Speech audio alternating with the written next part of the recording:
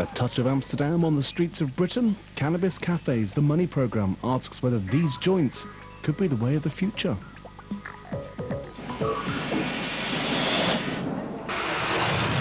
Is that a spliff? Yeah, that's a spliff. Can you supply me with that spliff? Yeah. Possession. Jimmy Ward is an entrepreneur in Britain's newest industry, cannabis. With the law about to be relaxed, he's seen an opening in the market. Money to be made. Yeah, definitely. We follow Jimmy as he tries to set up a cannabis cafe in the unlikely setting of Bournemouth and tests the patience of the authorities.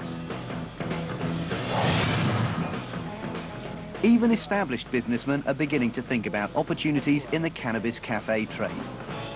It's certainly a place that you would have a drink, smoke a little cannabis, smoke a joint or one of these little hookah pipes. You might have a little snack to eat. Is the UK about to experience a cannabusiness revolution?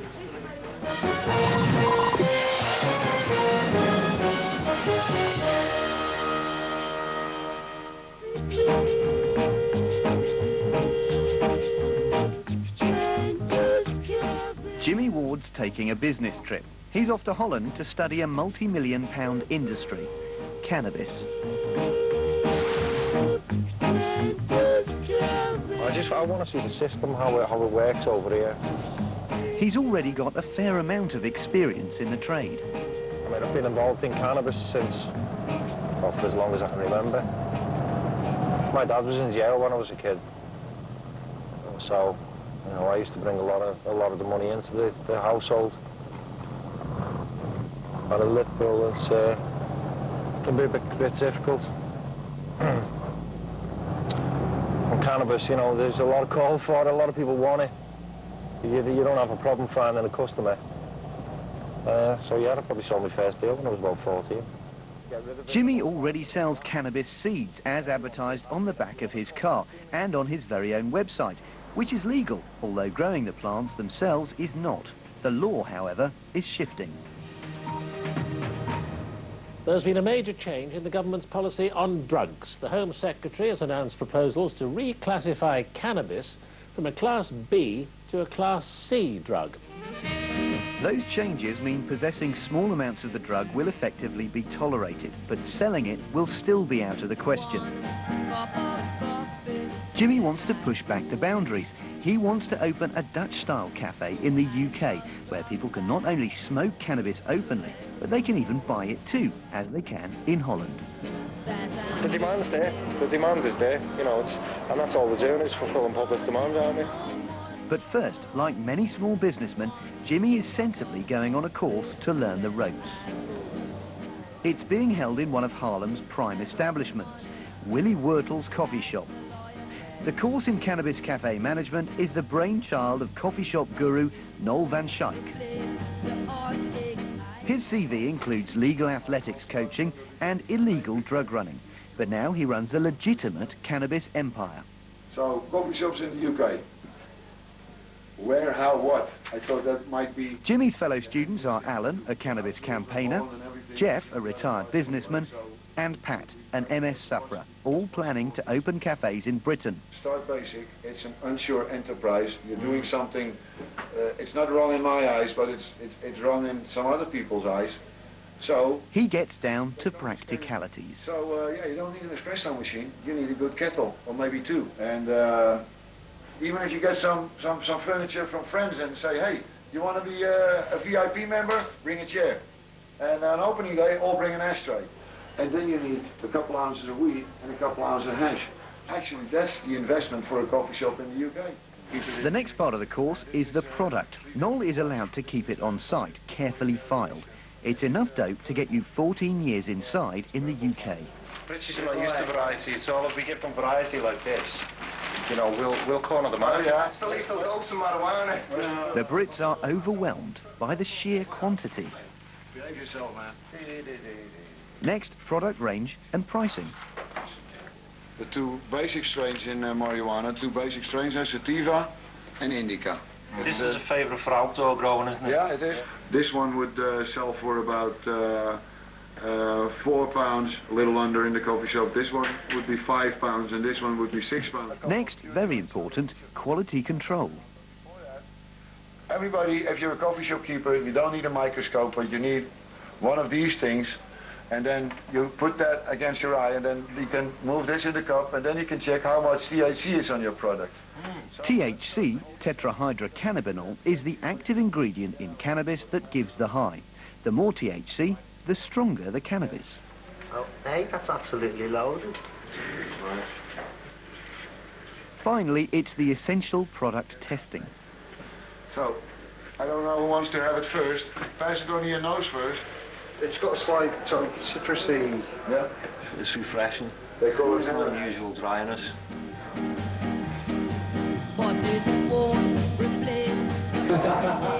The students' concentration seems to be flagging. I feel like going back to bed.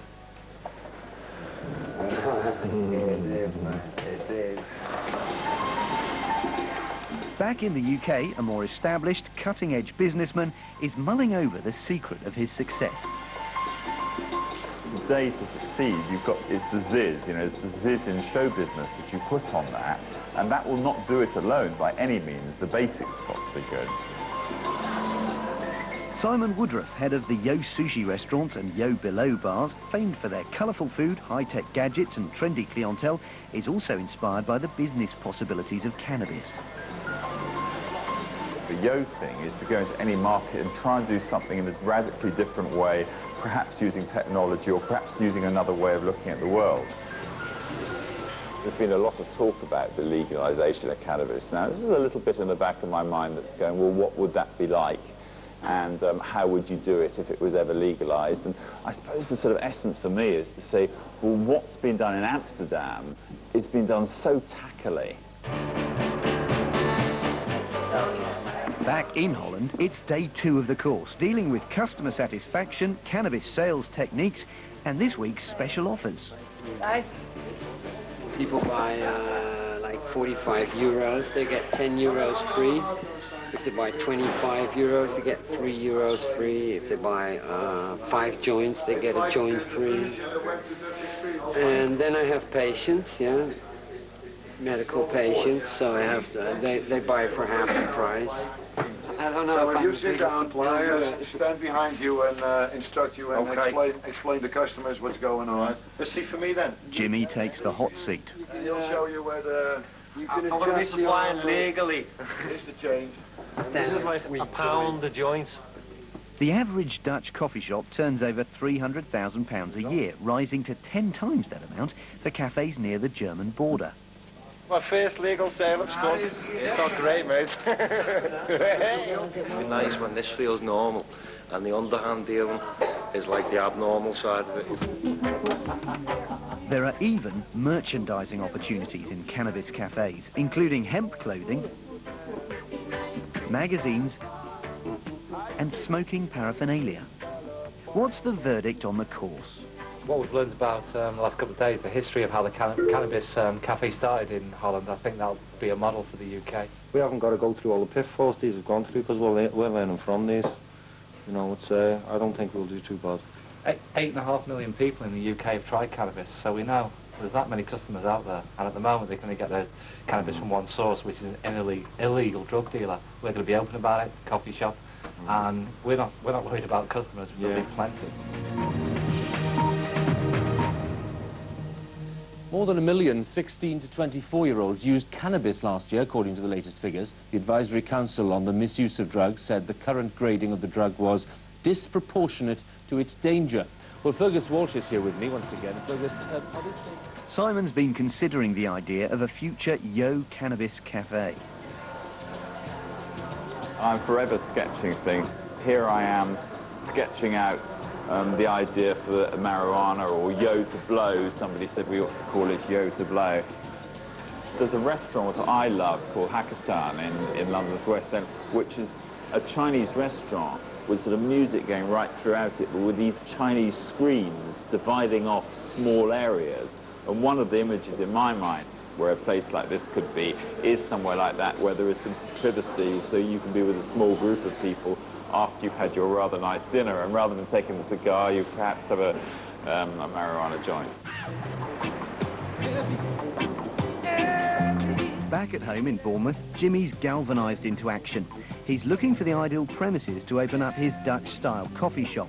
It might not seem the obvious place, but now it has a university, Bournemouth's shaking off its old genteel image, and anyway, Jimmy lives here.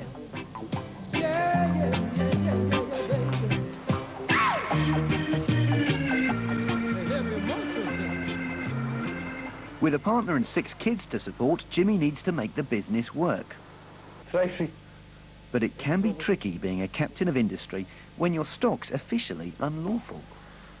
I won't say what it is, because it may or may not be illegal at this present moment in time. Well, if this was marijuana, which I'm still not 100% sure if it is, because I haven't done no forensic test of it, I'm sure there must be. That's where, eh? When cannabis is reclassified, personal amounts of the drug will effectively be tolerated. In Holland, you're allowed to have up to 30 grams, about an ounce per person.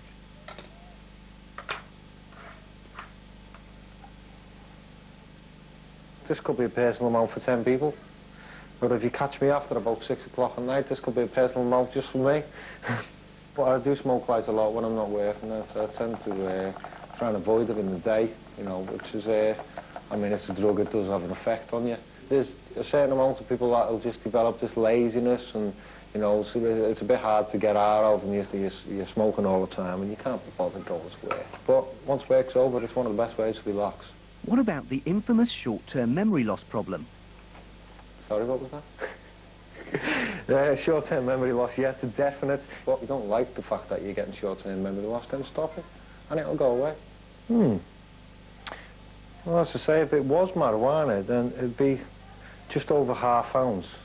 Half ounce is 14 gram. And that would be worth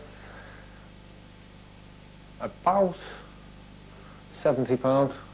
But until the law's changed, how will Jimmy's coffee shop be supplied with cannabis without Jimmy being arrested? I don't know, we're probably going to go through various stages of it.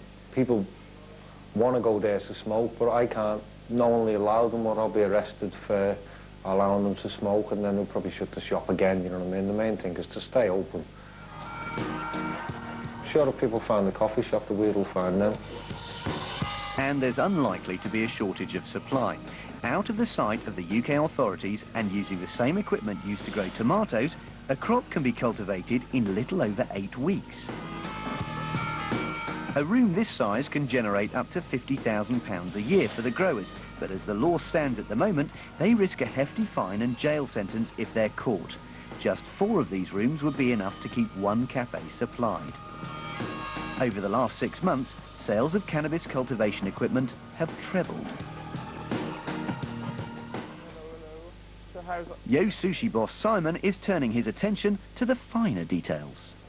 When you drink alcohol or you drink a beer, you always finish what's in the glass, you don't leave it. But of course, when people smoke marijuana, the smoke all disappears into the air and doesn't get used. It's rather an inefficient way, you'd say, as a businessman, of imbibing that.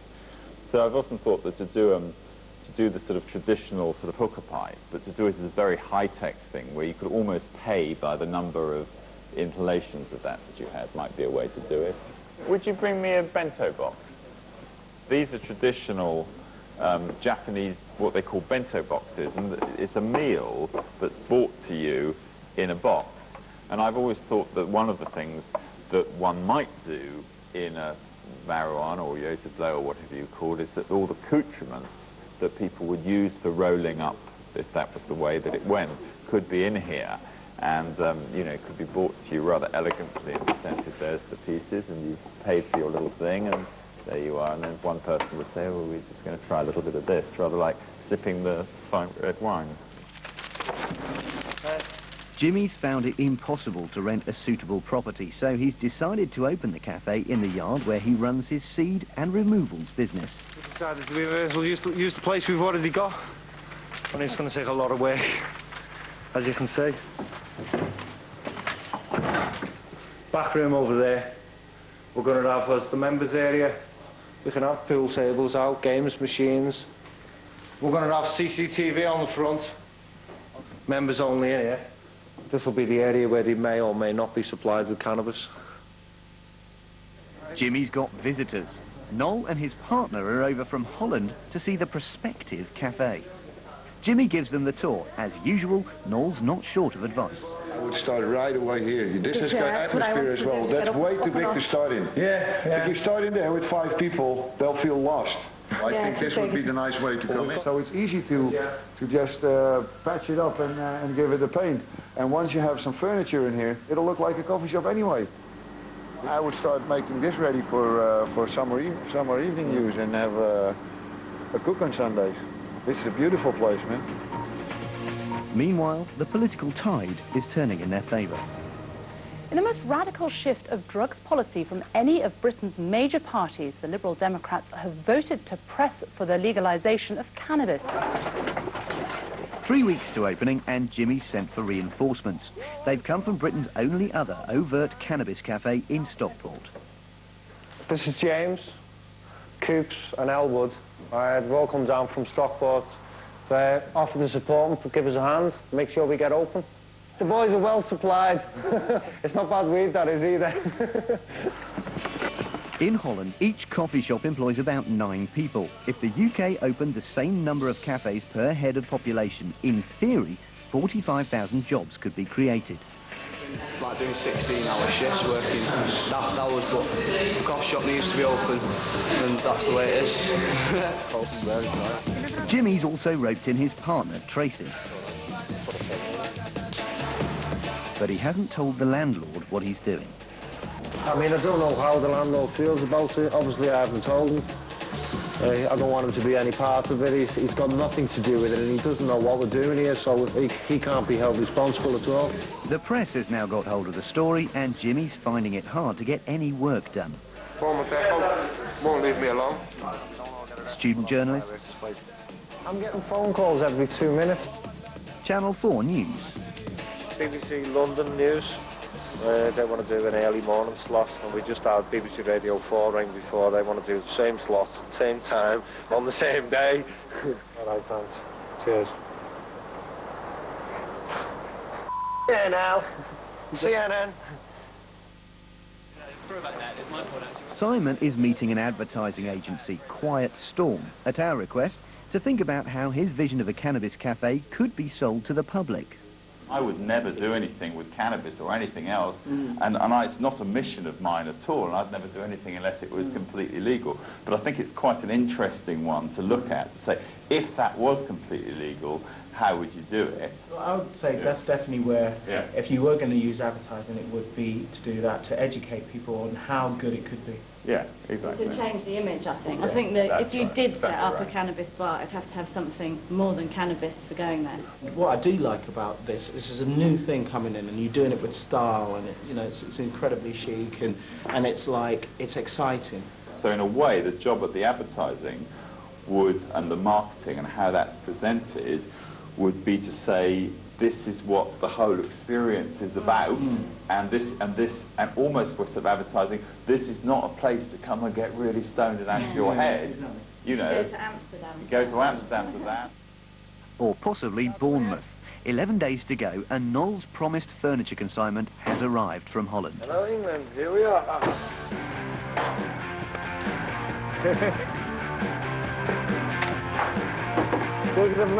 Furniture's not all they've brought over. It's estimated that the UK imports 53% of its cannabis at the moment.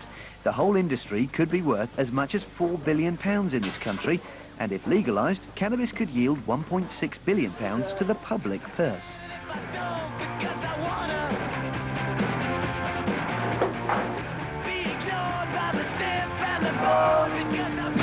Oops, blew my face off. So far, the police have left them alone, but if they continue to get stoned, they'll be lucky to open at all.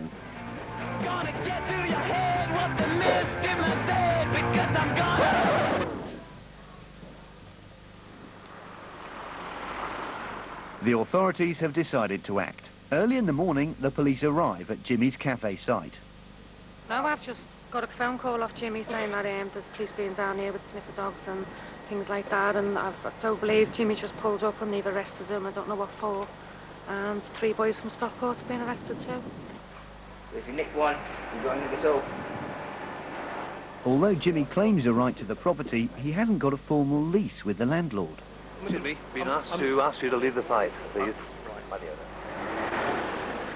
As a result of an allegation that was made by the proprietors of the premises, we've arrested 4 persons on suspicion of causing damage after it's been alleged that they entered the premise illegally.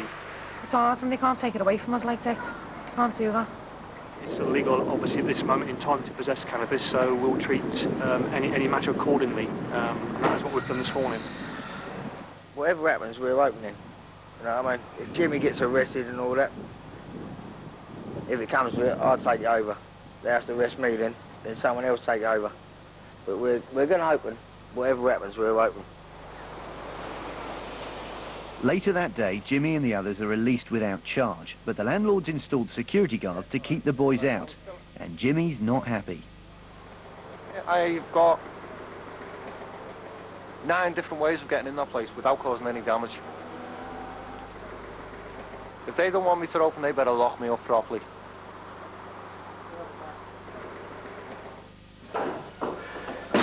Next day, good as his word, Jimmy and co were back in. The security guards have mysteriously disappeared. Took it upon myself to disconnect the electricity, which is in my name. The security guards decided that they didn't want to stay in there with no lights or anything. Opened the door and let us in the coffee shop. We used no force or anything. They said they just don't want anything to do with it. And there we go, we've got our coffee shop back again. It's just brilliant. It's just, you know, we're back on track again. We're very short on time. Simon's gone back to the Quiet Storm ad agency to hear their thoughts. How would you market cannabis cafes to trendy urbanites? Sexy. Yeah. Buzzy. Yeah. The first thing we've done is call it a cannabis lounge, Mm-hmm. just for now, to get away from the kind of cannabis cafe image. The other thing, we did do some traditional poster ideas. We think they look amazing. This sort of silvery 1920s movie feel almost is very nice look.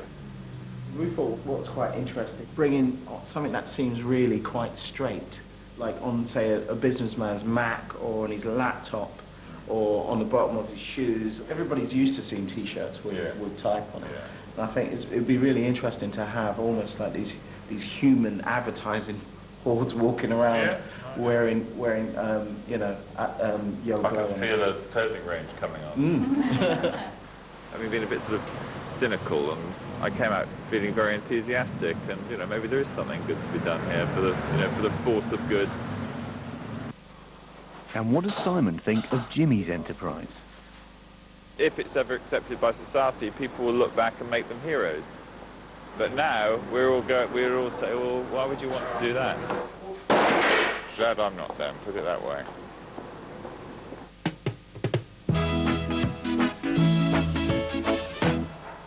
By the night before opening, the workforce is showing no signs of finishing on time.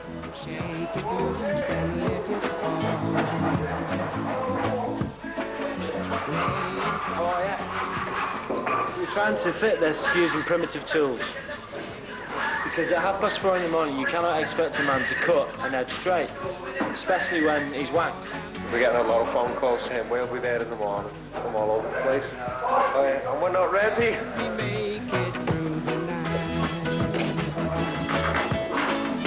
Toilet. I'm expecting to get raided like any minute. You know, it could happen at any time, couldn't it? What happens if you get arrested? If I get arrested, it's going to be a joke. Do you definitely expect the police to arrive sometime tomorrow? Bournemouth police, definitely. Yeah, definitely. After months of work, Jimmy's made it to opening day. There's just a last few finishing touches to make before opening to the public. Will the police allow Bournemouth's first cannabis cafe to go ahead?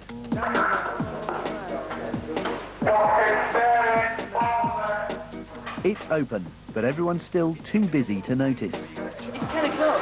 I know. No police here. Which is good. But there are plenty of media folk. It's flavour of the month for the media. In a few months' time, I think coffee shops will open. And there'll be a lot of local media interest, but I don't think it'll be the national media interest anymore because it'll be old news for them. Real punters do start filtering in, and the place begins to fill up. Thought of it smell cannabis. Can't be. Jimmy's decided on a policy of complete denial, so that if the police arrive, he can avoid arrest. As far as he's concerned, nothing's being smoked and nothing's being sold, but no sign yet of the police. Maybe the police, by not being here, maybe they're condoning it and they're going to allow it to operate. We don't know. Everybody, especially Jimmy, is on high alert. What was that?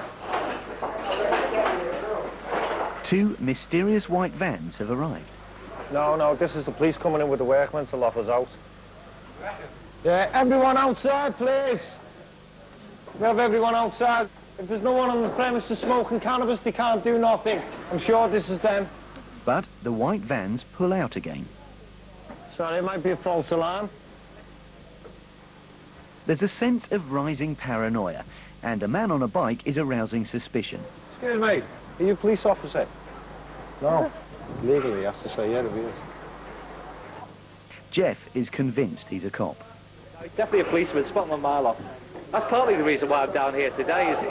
It's part of my education to see Jimmy get arrested, so that when I open my coffee shop, I can avoid the pitfalls. He's definitely undercover. Well, I thought that too, but he says no, and, you know. Jim, you'd have been great in the war going up. Are you a German agent? No, all right, mate, on your way. After the cafe's been open for 4 hours, the police do come and do a drive-by, but they don't stop. As the day wears on, more people arrive. The place is buzzing, and Jimmy's well pleased. Nice to get to this point, isn't it? So it's hard enough trying to start the business off without the police on your case. You know what I mean? You just got to keep it going, keep adding to it, make it better. What do the customers think? I think it's going to do very well. It's the first day. We've had some locals in. Location's not ideal. It's off the beaten track, but probably too much, I think. Well, it's better than any pub or anything. It's just chill here. Everyone's really friendly. If we had the money, we'd open one in our own town. Although it's a very conservative sort of place, really, isn't it? Yeah, well, too soon, mate. Thank you. For those entrepreneurs which get into it early enough, I mean, there's potentially a great deal of money to be made in cannabis being legalised. For instance, for cannabis, which maybe costs £8 to £10 to grow at the moment, retails on the black market for somewhere between £300 to £400, and this sort of markup's only solely due to prohibition. So how's Jimmy doing financially? I've just been slaughtering in my pocket, and I think, as seeing coffees go, it's not bad. It's not bad. I don't know, 300 quid or something. A lot of it's donations, isn't it? A lot of people support the cause.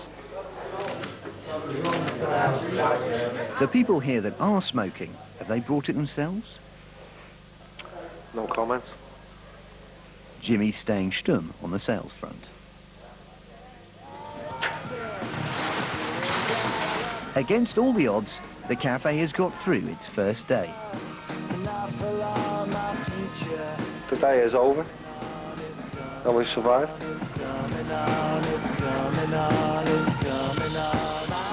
It's going well. I'm absolutely battered, you know.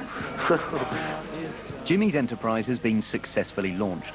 As the law changes, it's likely that bigger businesses won't be that far behind.